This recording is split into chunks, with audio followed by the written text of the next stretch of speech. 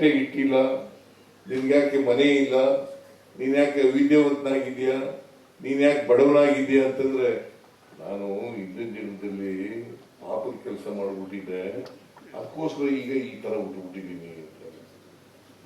ಯಾವ್ದು ಇಲ್ಲಿದ್ರೆ ಹಣೆ ಬರೀತಾರೆ, ಹಣೆಯಲ್ಲಿ ಬರ್ಬಿಟ್ಟಿದ್ದಾರೆ. ನೀವೆಲ್ಲ ನಂಬ್ತೀರಾ ಹಣೆಯಲ್ಲಿ ಬರ್ದಿರೋದ? ಯಾರು ವೈಚಾರಿಕತೆ ಇದೆ, ವೈಜ್ಞಾನಿಕ ಮನೋಭಾವ ಇದೆ, ಅವ್ರು ಯಾರು ನಂಬಲ್ಲ. ಇಲ್ಲೆಲ್ಲ ನಂಬ್ಕೋತಾರೆ. ಹಿಂದಿನ ಜನ್ಮದ ಕನಕದಾಸರು ಹೇಳಿದ್ದಾರೆ, ಬಸವಣ್ಣವರು ಹೇಳಿದ್ದಾರೆ, ಅಂಬೇಡ್ಕರ್ ಹೇಳಿದ್ದಾರೆ, ಯಾವ ನರಕನೂ ಇಲ್ಲ ಸ್ವರ್ಗನೂ ಇಲ್ಲ.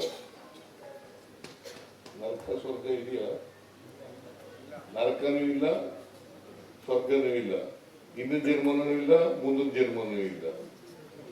ಸತ್ತ ಮೇಲೆ ನಮ್ ಕಡೆ ಹಳ್ಳಿನಲ್ಲಿ ಹೇಳ್ತಾರೆ, ಸತ್ತಂತೀಗ ತೆಂಗ್ಲ ಬಡಗಲು ಅಂತ.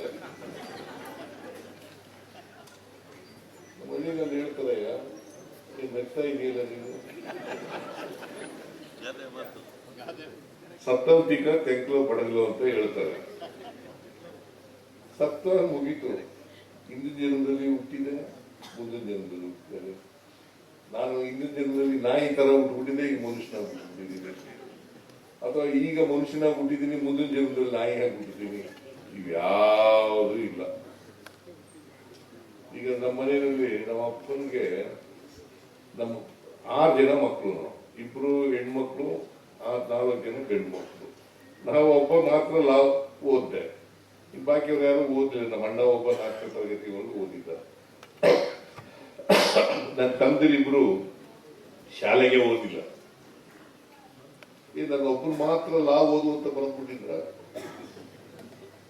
ಈ ದೇವರು ಹಣೆಯಲ್ಲಿ ಬರೆದ್ಬಿಟ್ಟಿದ್ನ, ಓದು ಚೀಫ್ ಮಿನಿಸ್ಟರ್ ಆಗು ನೀನು ಅಂತ ಬರೆದ್ಬಿಟ್ನ.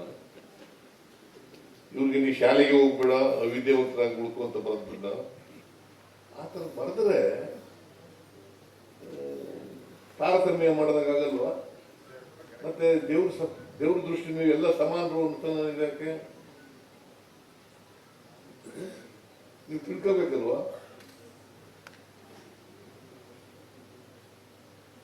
ಈಗ ರಾಮದಾನ ಚರಿತ್ರೆ ಇದೆ ಅಂತ ಇಟ್ಟಿಗೋಣ. ಬಸವಣ್ಣವರು ಕಾಯಕ ಮತ್ತು ದಾಸೋಹ ತತ್ವ ಅವುಗಳನ್ನು ಹೇಳಿದ್ರು. ಕಾಯಕ ದಾಸೋಹ